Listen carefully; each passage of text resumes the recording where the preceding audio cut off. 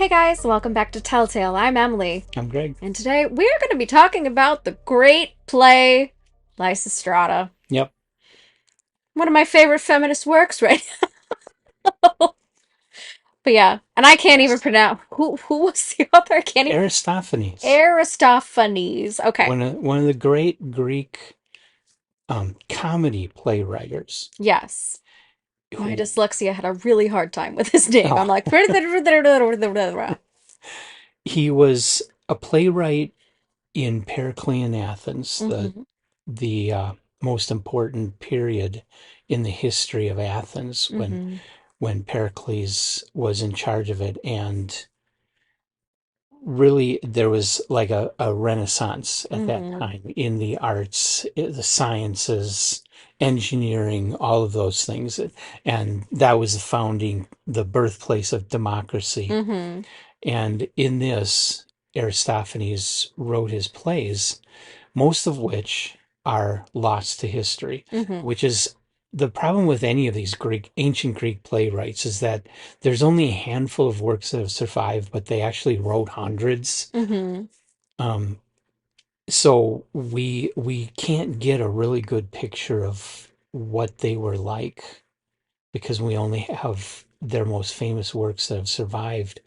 But we do have some that have survived, and you would expect these to be works that when you read them, they seem really simple and ancient and old fashioned, hmm and not anything to do with our culture at all. Yes. That they would be so far removed from us because this was more than 2,000 years ago. hmm This was um, like 390 BC, Yeah.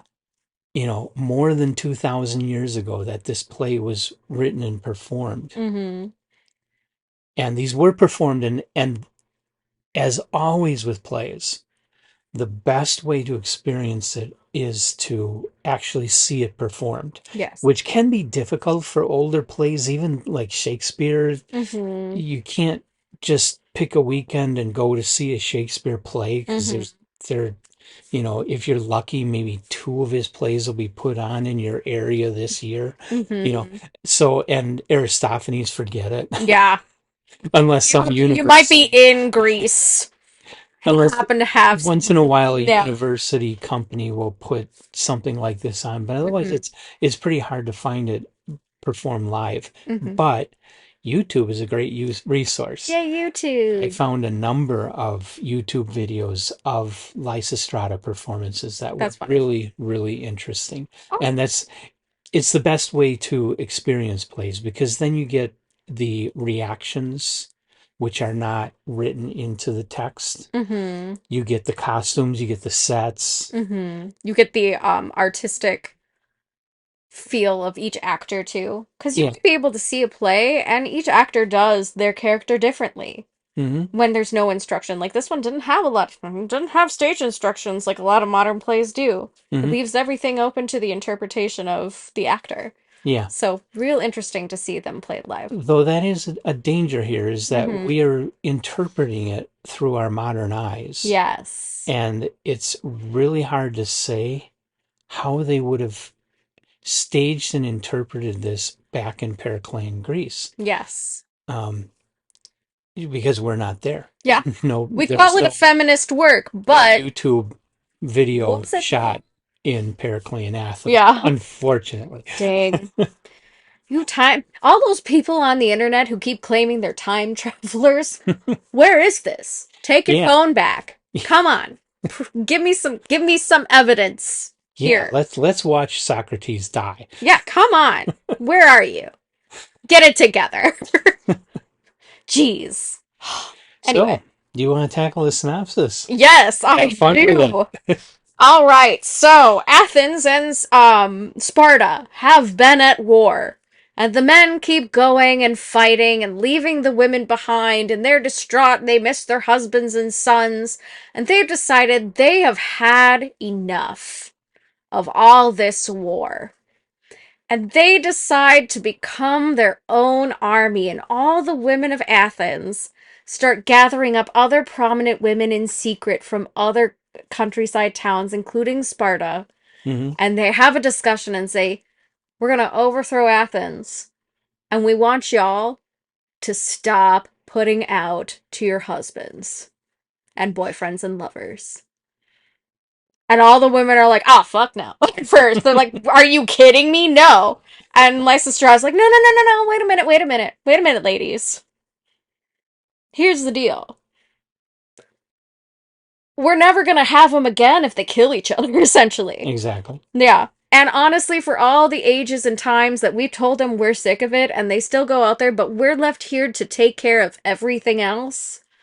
Like, there's gotta be some give and take here. They can't just abandon us like this and expect us not to punish them for it. So she makes a fair point, and the girls are like, all right, we're gonna do it. So they successfully overthrow Athens and take the whole city.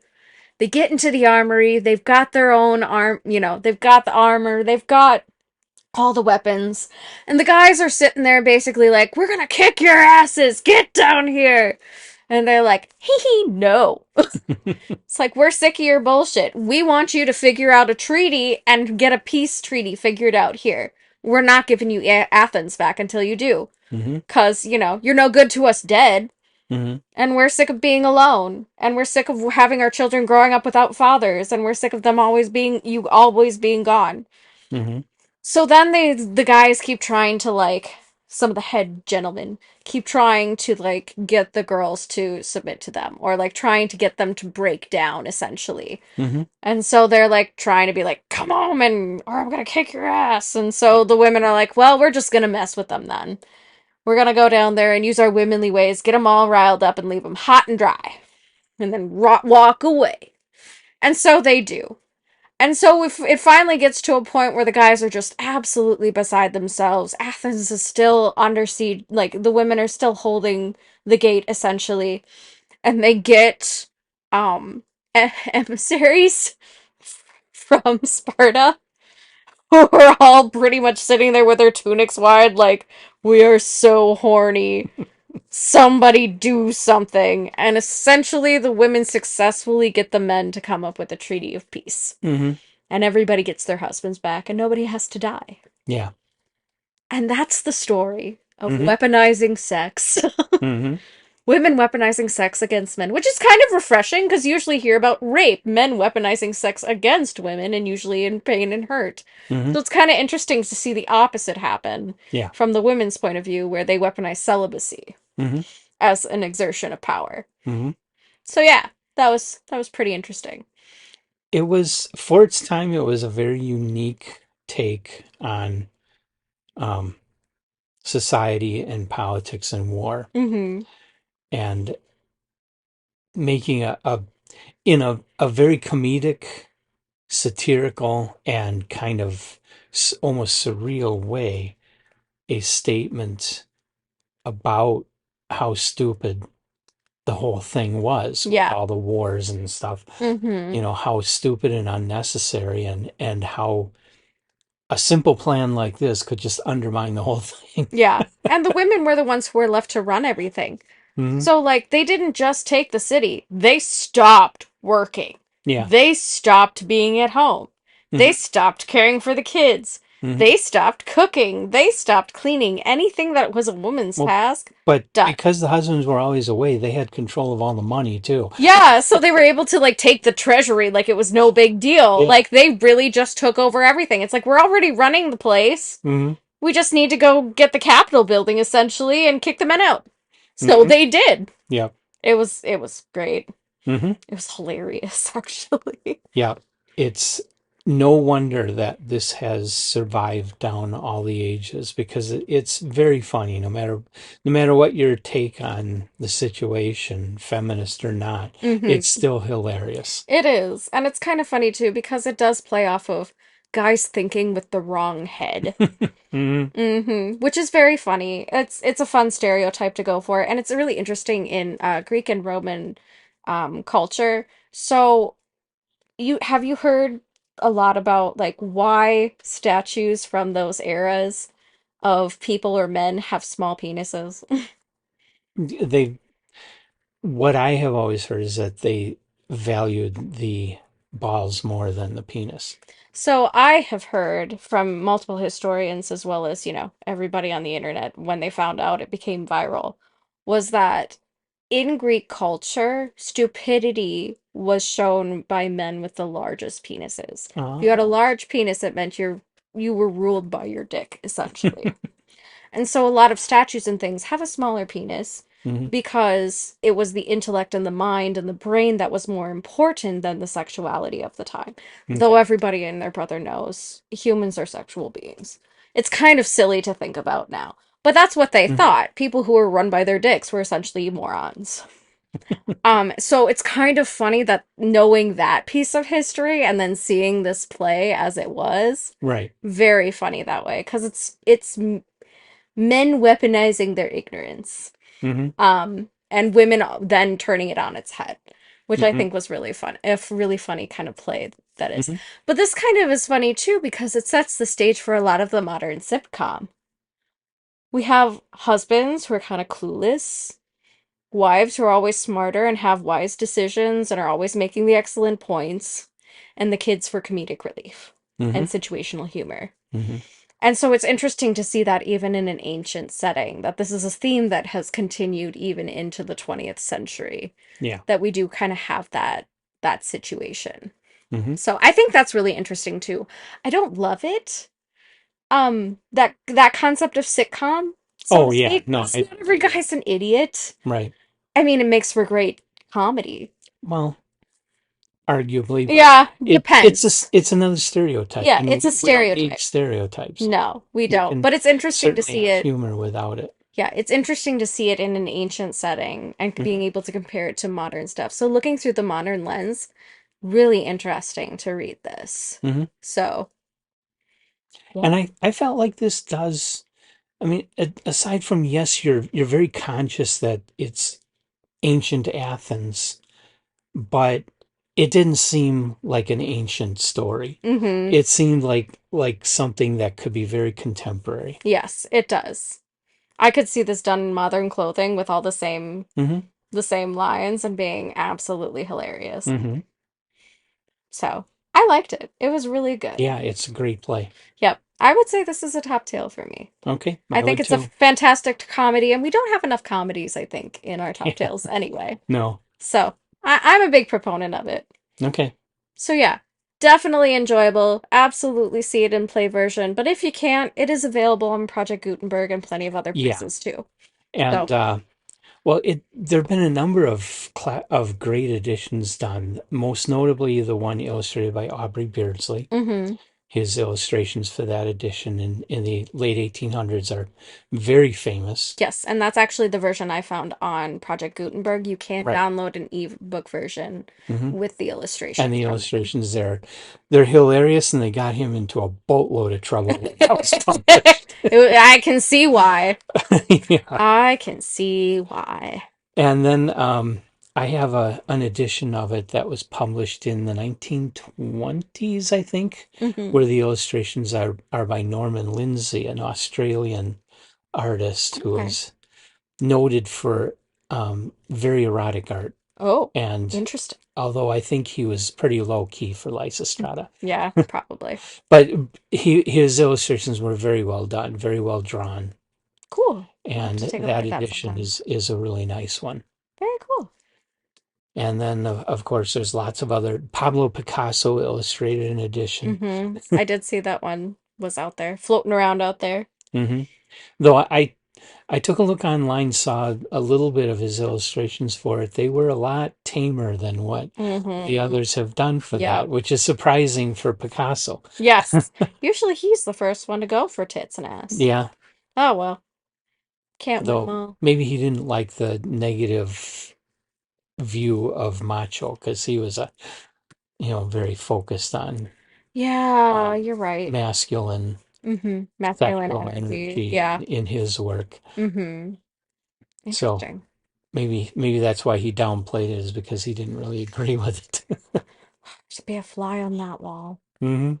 Oh well. Yeah.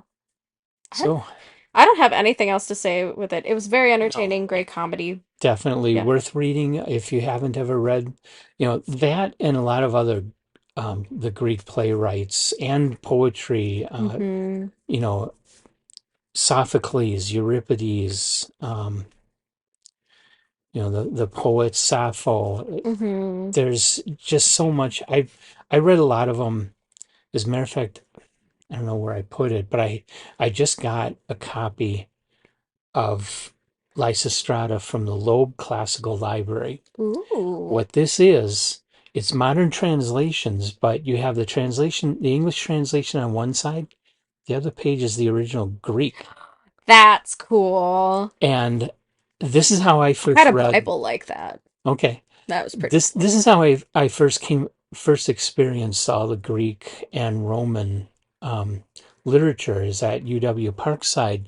They had the complete Loeb Classical Library in the library, Nice. That's cool. and so I was going through reading whatever caught my fancy each time I went in the library, and I read quite a lot of Mm-hmm. classical literature, and it is interesting. It Yeah. is an experience that Yes.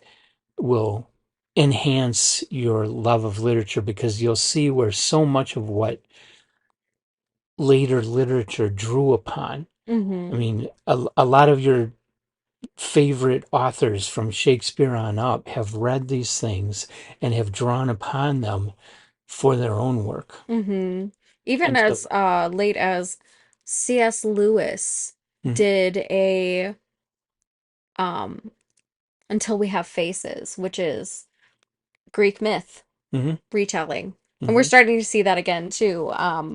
Song of Achilles and that sort of thing. We're starting to see that revival again.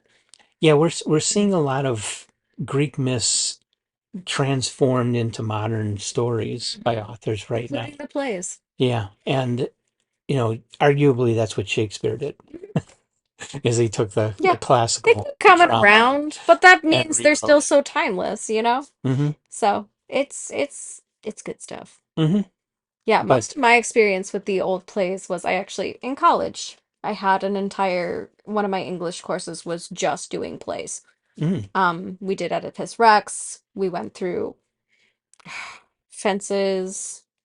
We went through Death of a Salesman, all kinds of stuff. Like just and the old morality plays and skits they used to do for churches and things to get peasantry to understand the Bible, yeah, like all that. yeah, So I had a lot of experience with a lot of those old the ancient plays okay. because of that. So, but this was one I had not experienced. So this was very fun to read for the first time. Hmm. I you know it. I know I mentioned this to you in the past that you Yes. should read it, and so then it had been a while, and then out of the blue you came and said, "Hey, let's read Yeah. Lysistrata." I happened to see a video on it or a video of a segment of the play Okay. on it Hmm. on Instagram. And then I kind of went into a deep dive and I was like, no, I do need to read this. And I think Ursula K. Le Guin did a book about this. I don't know. I want to say she did. I could be wrong though. Okay. I'll have to look it up again later. So Yeah. yeah, when I make those suggestions, you should listen to me. Yeah. Well, we have so many things, Greg. But yeah, I didn't realize how short it was, is really what it is. And then when I realized how short it was, I'm like, oh, we can slip that in somewhere. It'll be fine. Oh yeah. I always get worried because we're trying to do so much and I don't want to burn us out. But here we go.